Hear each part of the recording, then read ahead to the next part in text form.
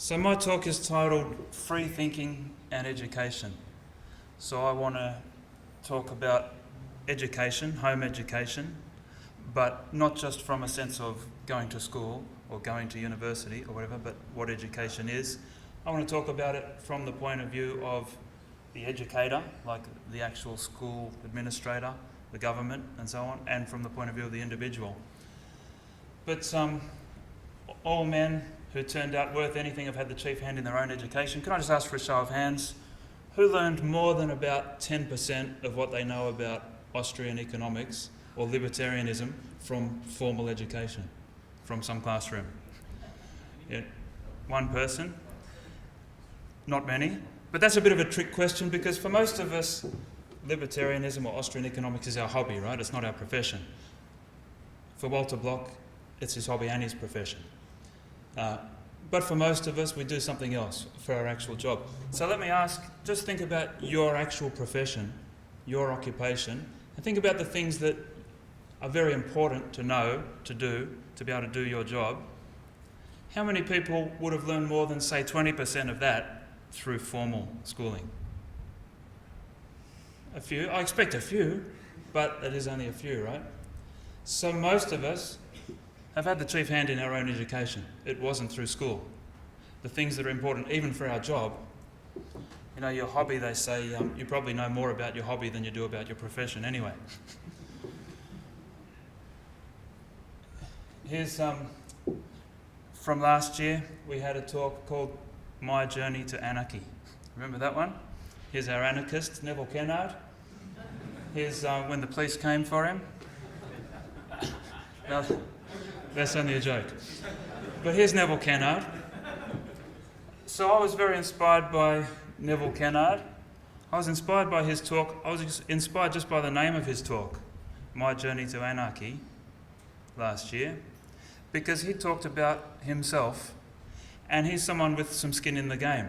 He's someone who has a business, who has a life for himself, and he is very brave in the way he spoke.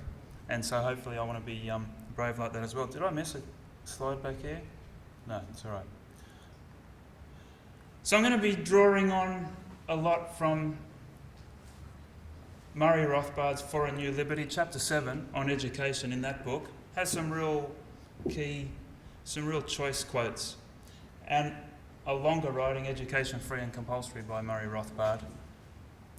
You know, another little quote that I found very key. Do you remember something yesterday? Gerardo asked a question. Gerardo asked a question, how can we abolish government within our lifetime? That's a very big question. That's a question for the Uber activist. Ron Paul is an Uber activist, but he didn't achieve it. Murray Rothbard certainly didn't achieve that.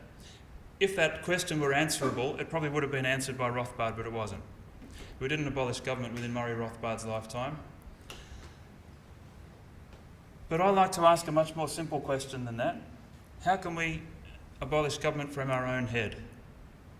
I feel that's a much more humble and a much more answerable question. How can we get rid of government out of our own head? Because we're still, you know, within this statist paradigm. It's all around us, but it doesn't have to be inside us. You know, someone else, Doug Casey, said the trouble with countries is there is only about 200 of them. I wish it was more like about 7 billion. We're going to hear a talk after this one, the case for Western Australian secession. I think Western Australian secession, or Texas, or any state, seceding from the bigger country is a great idea. And local communities within that seceding and down to the level of the individual, I think is a great idea. But because I'm not an Uber activist, we've got an even more than Gerardo, we've got a guy within our community who's not here, but he's in our Facebook group.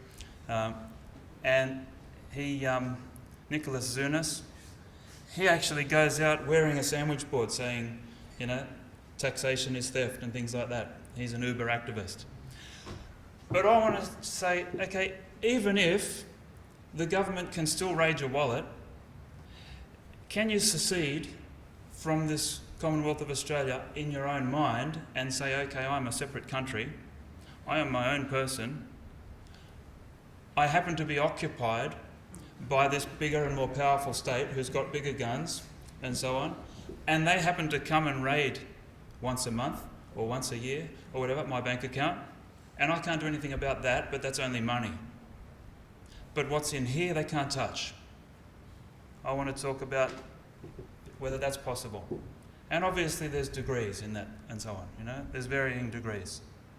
The black slaves could whistle while they worked, and their whistling and their singing was their way of being a little bit free. The Jews in the Nazi concentration camps couldn't even do that. So you do what you can get away with, you know? Just like Neville Kennard talked about, doing whatever you can get away with. Just getting back to education, just picking from a little kid's storybook that I picked up from home. Every Friday, Jack's mother works. Every Friday, Jack spends the day with Grandma. This is Grandma's house. They play hide and seek.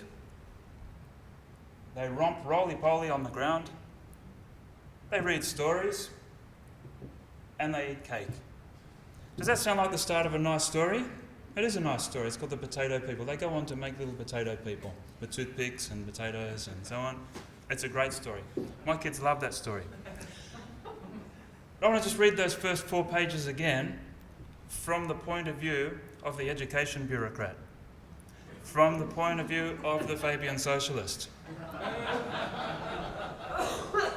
Every Friday, Jack's mother works. Every Friday, Jack spends the day where? With Grandma in this little house. What do we know? Is Grandma registered? Do we know who Grandma is? Do we know whether this is a safe environment for Jack? How do we know whether what's going on in that house is exactly the same as what goes on in all the other institutions? Because it obviously should be. We can't treat people differently. So that's a big question mark just to start with. Well, there's an occupational health and safety issue here. Grandma is not a young woman. And there's all sorts of issues here to do with child protection. That's a very compromising position, wouldn't you say? This grandma obviously needs checking out further. So that's another question mark. And how do we know what Grandma is reading? She could be reading Man, Economy and States at this point. She could be reading Defending the Undefendable. We don't know what she's reading. We need to make sure that whatever she's reading is the same approved material that everybody else is reading to children. Because children, after all, are the responsibility of the state to make sure that they become good citizens. And that might sound like an exaggeration, but I'm going to quote from some other people who say that in their own words. Oh, sorry, one more. We're contributing to childhood obesity to start with. Big problem in our nation. And we can quote statistics and we can say that, 9.9 out of 10 children are morbidly obese and whatever, so something's got to be done here. And can you see the other issue here? We're teaching the children about edged weapons here. Next is going to be guns. Right? Indeed, says Murray Rothbard, if we look into the history of the drive for public schooling and compulsory attendance in this and other countries, including Australia, we find that at the root is not so much misguided altruism as a conscious scheme to coerce the mass of the population into a mould desired by the establishment. Recalcitrant minorities were to be forced into a majority mould. All citizens were to be inculcated in the civic virtues, notably and always including obedience to the state apparatus. Indeed, if the mass of the populace is to be educated in government schools, how could these schools not become a mighty instrument for the inculcation of obedience to the state authorities? But that's in the words of Murray Rothbard, and he's a libertarian, so we shouldn't listen to him, right?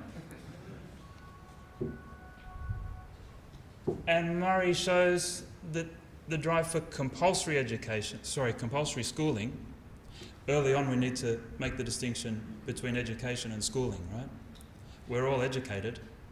We all have the chief hand in our own education, as we established already at the beginning. But compulsory schooling, compulsory all the same schooling, conducted by the state, goes back to the 1500s.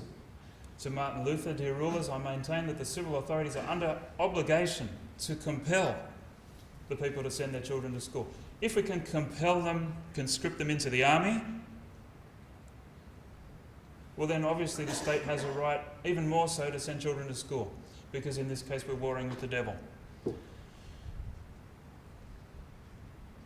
And during times of intense nationalism, the pledge to the flag, obviously flags and symbols and national anthems and so on, and pictures of queens on the wall and all of this, these are all just the trimmings, the bells and whistles of state to try and teach people that the state is just a normal and important and indispensable thing, and flags are part of that. Pledging allegiance to the flag was really just to sell flags, in one sense, but also part of American nationalism. And obviously, when that kind of salute was sort of taken over, I'm not saying that this was a Nazi thing, I'm just saying that the same kind of gesture was taken over by the Nazis and therefore they had to change it. But does it matter whether it's a hand on the heart or a salute or this sort of salute or any sort of salute? It's still, we're bowing down to the state, But then after World War II, obviously nationalism was bad. So it was, families were bad because families opposed nationalism. So we need to take them out of families so they become good nationalists. But then after World War II, we saw what extreme nationalism could do. It could do a lot of horror.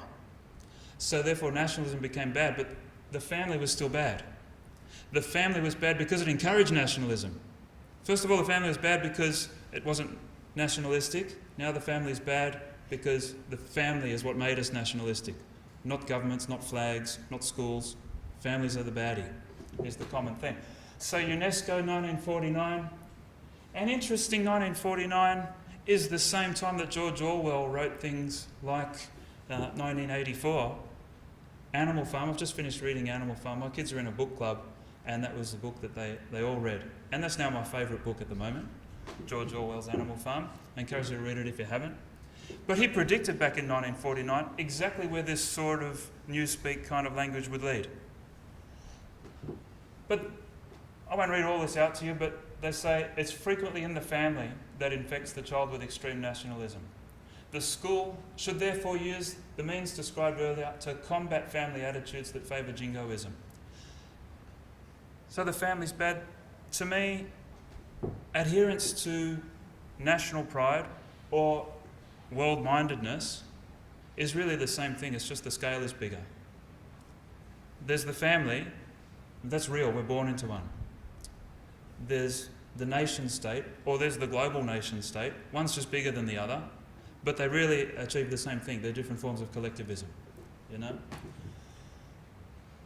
of enforced collectivism.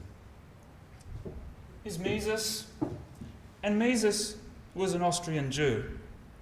Mises was someone who had to flee from all of this Nazi sort of persecution that he saw coming, and lucky he did.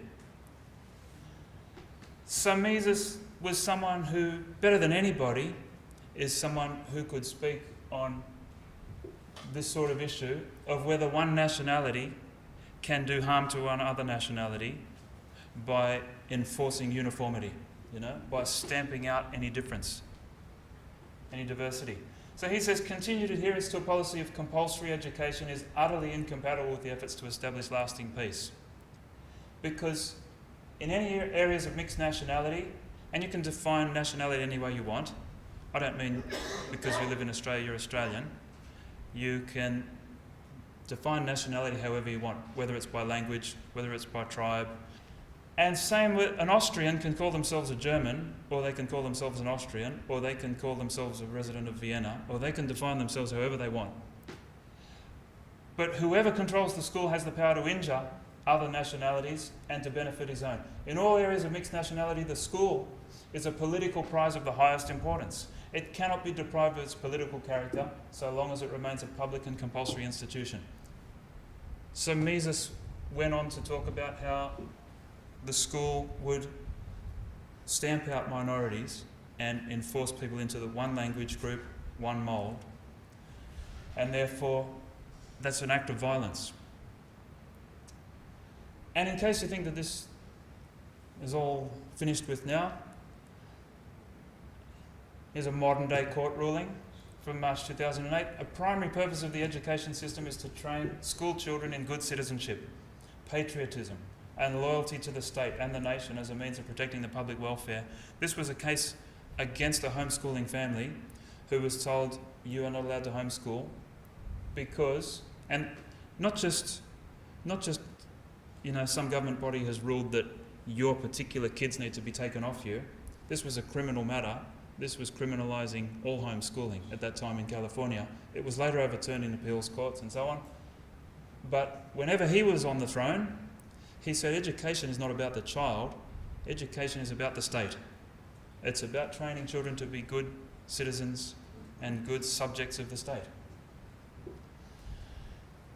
And even worse in in modern day Germany, of course in Nazi Germany they would take away your children, they'd take away you, they'd put a bullet in your head for any reason. If you look at the Gestapo officer the wrong way, he can shoot you. So obviously if you're a homeschooler, he can shoot you twice, But modern day Germany is not quite so brutal, but still, in modern day Germany, if you're a homeschooler, they don't just take you to court, they actually come and take the children first. They just come, with a van, with as much force as is necessary, and they just remove the children from the house. And then when you go and contest that in court, to try and say, well, I'm the parents here, can I have my children back, please? If you don't want us to homeschool, that's fine. We will leave Germany, we'll go live in America. So this is what this family wanted to do. That's fine, you don't support homeschooling in this country, fine. This is one of those issues where we would be willing to leave the country. I don't know about you, but I've got a couple of things that would make me want to leave the country. Obviously, none of us have come up against those particular things that are that important to us. For instance, if someone tried to forcibly inject some unknown substance into the arm of my children, that would be something for me that I'd be willing to say, okay, if that's what has to happen here, I won't live here. But most other things like paying taxes and so on, I don't agree with, but I put up with. And so obviously do you, because you're still here. I'm getting sidetracked. The German court rules in this way. They say, okay, the people that took the children away from the homeschool situation were justified because schooling is not about educating the child. Schooling is about creating good citizens. But that's Germany. This goes back to Nazi roots. But the European Court of Human Rights, upholds that and says, yes, they acted in the right way. The court regards this as important, and that the German court did the right thing. So even that larger court over Europe agrees with that German court. This is 2006. Isabel Patterson, this was quoted by Rothbard. She's obviously a libertarian, one of the matriarchs of libertarianism. Nowhere, speaking of private education, will there be any inducement to teach the supremacy of the state as a compulsory philosophy. But every politically controlled education system will inculcate the doctrine of state supremacy sooner or later, whether it's the divine right of kings or the will of the people in democracy. Once that doctrine has been accepted, it becomes an almost superhuman task to break the stronghold of the political power over the life of the citizen. It has his body, property, and mind in its clutches from infancy. An octopus would sooner release its prey. A tax-supported compulsory educational system is the complete model of the totalitarian state, says Isabel Patterson. But she's just a libertarian, what would she know? But that brings us very nicely to the modern day totalitarian state. This is the person who calls himself a Prime Minister, by the way, for Walter's sake. But we now have what's called a national curriculum, right? Not just it's important that children everywhere are educated, but everywhere in the nation, children have to be taught apparently the same thing. That whatever is important for a child to learn in Darwin must be important for a child to learn in Sydney, and so on. I mean, that's just the stupidest thing I've ever heard of, but that's what we have, a national curriculum. And a quality education for every Australian child who would no longer be a privilege extended by the state. This was this week, by the way, this speech. from time to time, it will be an entitlement arising from their common citizenship in our Commonwealth. Notice all the our and the we kind of speak, our children. This enshrines our nation's expectation of our children's achievements at school. Blah, blah, blah about everybody having to agree. This is done through money. Agree to the national plan, get the Commonwealth's funding. This is part of the Gonski report. I couldn't really care less what's in it, but what it says is schooling is the same as education. That's the same, synonymous with education. And education is about money. More money, more schooling, more education. If there's any problem with education, we just need more money, but we need to make sure the money goes evenly to everybody. So with this is a way of coercing all schools into this same mould, this national curriculum through money. So where you talk about private schools and public schools, there's really such a subtle difference, there's really none. Because the dominant funding source is the government either way. The ultimate customer is the government, not the student, not the parents. Where the government is the main funder, and the main funder says, you should teach such and such. Guess what they're going to do? They're going to teach such and such. They're going to do what the government says. Funny thing is, even with that funding, so therefore every private school is really a public school, right? It's really a public-private partnership, just like we heard about yesterday. This talk really mirrors Brian's talk on free market medicine, Free market education is the same thing. It's gradually, more and more, totally subsumed by the state, as in medicine, so in education. And the funny thing is, just talking economically, in education we have diseconomies of scale. It's not like when you get bigger, you get more efficient. You notice that? You can look on the website, the My School website, and you can see the total funding sources for every school. You can look up any school in the country. You can look up all of the funding, whether it's from government, whether it's from state government or federal, whether it's from parents, whether it's from donations, whatever it's from. And obviously there are some schools in some very rich areas where the parents want to pay $30,000 per child per year. They probably want to do that so they know their children will be mingling with other people whose parents pay $30,000 a year, right? Which is fine. But if you look at a private school in a not so affluent area, and you look at a public school, their funding is about the same. The private school, even though it charges parents, it gets some money from the government, and the total is about the same, sometimes cheaper. Sometimes the private school is actually cheaper. I'm talking about the actual cost, not the cost that you pay in fees, but the actual cost to government, to everybody, can be cheaper for a private school. So it can be cheaper to educate 500 students per student than to educate 1 million students. Not only that, but the funding that you see going to the private school covers all of their overhead, all their marketing, all their administration, everything. The funding that you see going to the public school only funds the school. There's all these layers of bureaucracy that are meant to be helping, that are paid for by other money.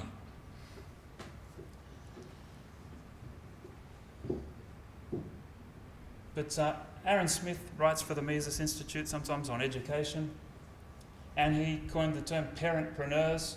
Not waiting for politicians or technocrats to fix the broken system of education, rather they're eschewing the status quo, finding innovative ways to advance the intellectual, emotional, spiritual growth of their children. And he found through a study that parentpreneurs spend on average less than $600 per child annually. Average in schools, in high schools, about $12,000 per year. Home educators can do it. You can do it for much less than this per child. For $600. Obviously it depends on what you count, If you count piano lessons, well, we spend $50 a week just on that, right? But in terms of actual school books and so on, you can easily do it for a few $100s, but obviously with a much bigger opportunity cost of usually one parent not going to work. That's a big cost, but it's not an explicit cost, it's an implicit cost. So I've already mentioned the diseconomies of scale.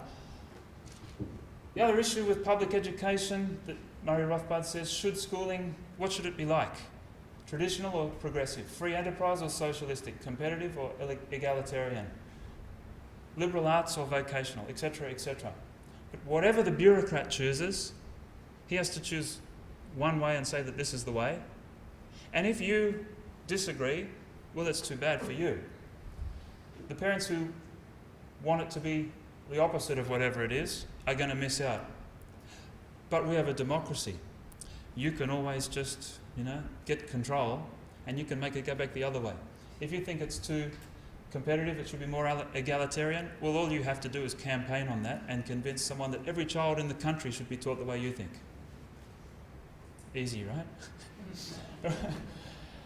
So actually this creates conflict. By having a one-size-fits-all, the greater the sphere of public as opposed to private education, meaning real private education, the greater the scope and intensity of conflict. Because you have to battle with everybody to say, whatever I think needs to go for everybody else, because it's the only option we've got.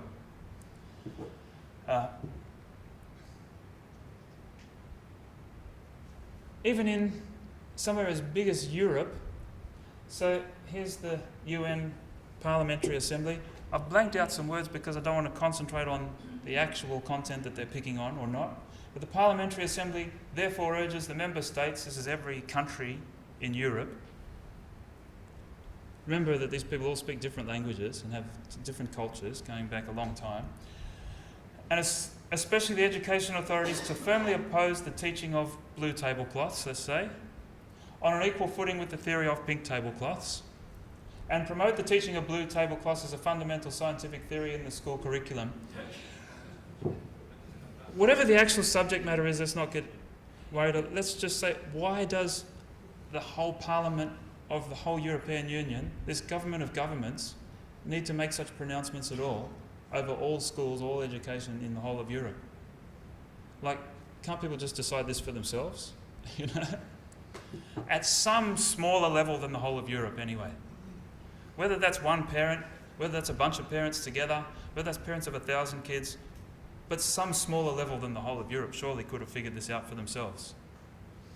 And if they can't figure it out themselves, are the people sitting in this room any cleverer than all of the rest of the people in Europe combined? I don't think so. Contrast the deprivation and intense social conflict inherent in government decision-making with the state of affairs in the free market.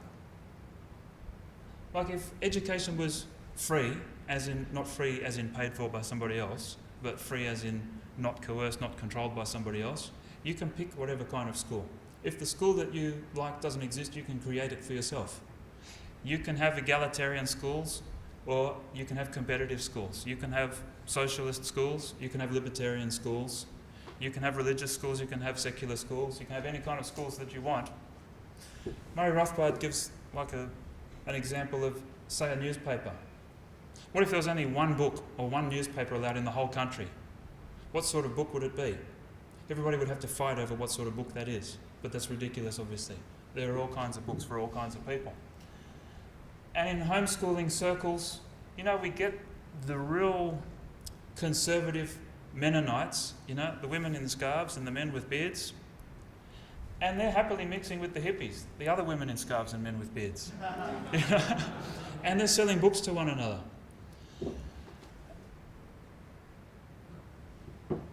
I better go through a bit quicker because we're running out of time.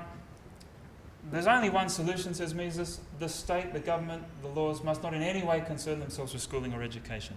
Not in any way. He's very clear on this. Should be left completely to parents. We confuse formal schooling with education in general. And Murray Rothbard says most education could be better done at home. Here's someone you might recognise.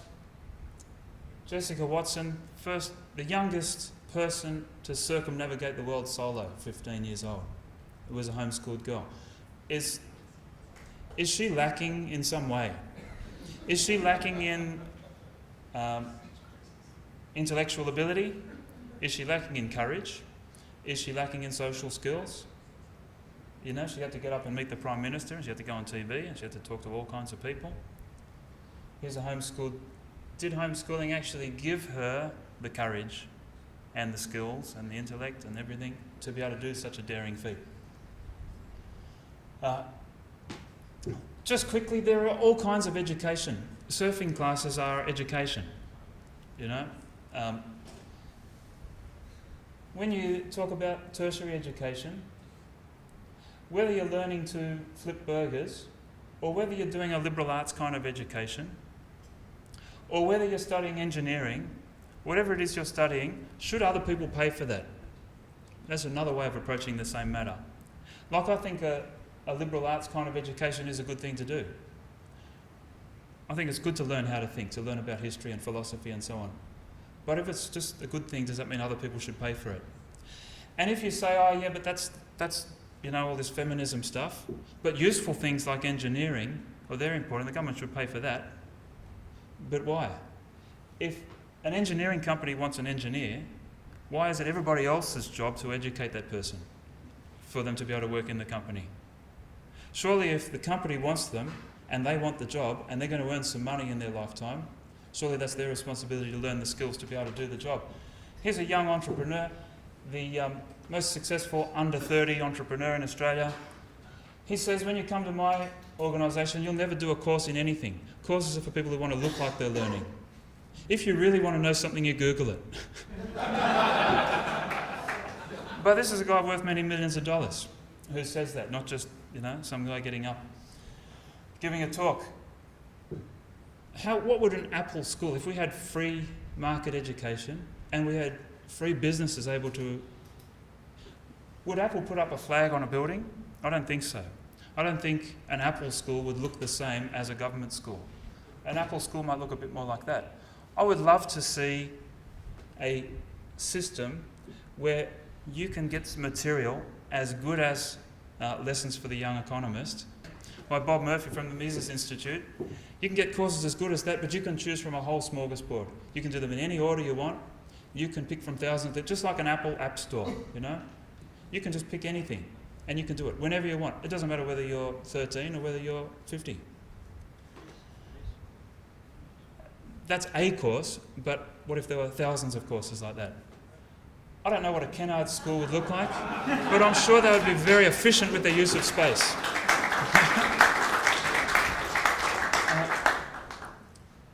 We don't have time to watch this now, but you can watch this later. This was my kids are within this group here. The first Lego League is a robotics competition where kids actually make robots. They start using Lego and they progress. Samuel Marks was one of the mentors for the older group, making real robots out of metal and everything. And this is sponsored by a private company. And there were groups in this from all the private schools. The younger age group went from 9 to 14. There were groups with lots of private school boys, all 14, with an industrial arts teacher as their mentor. The group that actually won the Australian national contest and went over to America to represent Australia was 3 8-year-old girls, homeschooled, just with their mum, who actually figured out how to get the robot to do all the things the quickest, get the most points and so on. But there's a fun video you can watch. You can have a look at my kids if you want. So I actually take this quite seriously. In my family, you start work when you're 8. When they're 7, they beg to start work, but they have to be 8. But I've particularly found a business and started a business that is kid-friendly, that can teach children about the world and about business by actually doing it, and that's a go-karting business. We take go-karts around to kids' parties, and my kids, you can watch a video of them explaining this, they actually run a business and they actually serve customers. And my kids know about all of the subcultures of Sydney. At their best. They know about Lebanese culture by seeing them party, and they're good at partying. They know about Filipino culture. They know about the Italians. They know about all of the different groups in Sydney, They see the rich places and they see the poor places. We also, as an experiment, bought ourselves a cow, and we learned to milk a cow. And we did that for as long as the milk lasted, which was about 15 months. And we did that for an educational purpose, to learn, to really appreciate, not just learn in an intellectual sense, but to really appreciate where food comes from, and partly because we wanted raw milk.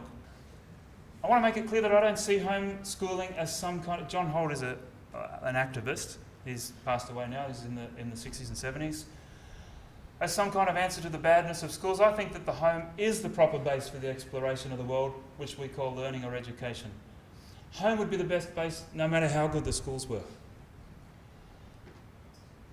Another one, John Taylor Gatto. Both these guys were teachers that got disillusioned and left and wrote books on homeschooling. I feel ashamed that so many of us cannot imagine a better way to do things than locking children up all day in cells, instead of letting them grow up, knowing their families, mingling with the world, assuming real obligations, striving to be independent and self-reliant and free. We won't talk too much about this, but the laws in New South Wales say you can homeschool, you have to register. They say it's primarily the parents' responsibility, but the state has a responsibility to ensure that children are educated.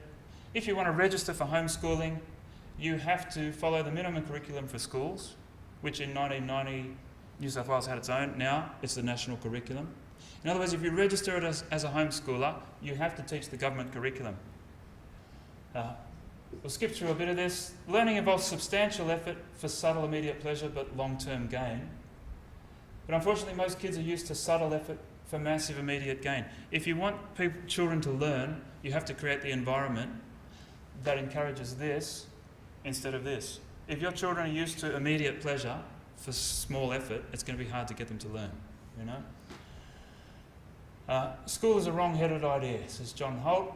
Better to tolerate the rare instance of a parent refusing to let his child be educated than to force all children to be educated, says Thomas Jefferson. And I'll end on this great quote from Ron Paul in his final speech to Parliament just a few weeks ago. Part of that speech, obviously he went into, we have bases in 190 countries. He went into the things that you would expect Ron Paul to say. But he also said, expect the rapidly expanding homeschooling movement to play a significant role in the revolutionary reforms needed to build a free society with constitutional protections. We cannot expect a federal government-controlled school system to provide the intellectual ammunition to combat the dangerous growth of government that threatens our liberties, says Ron Paul. I'll finish there. Thanks.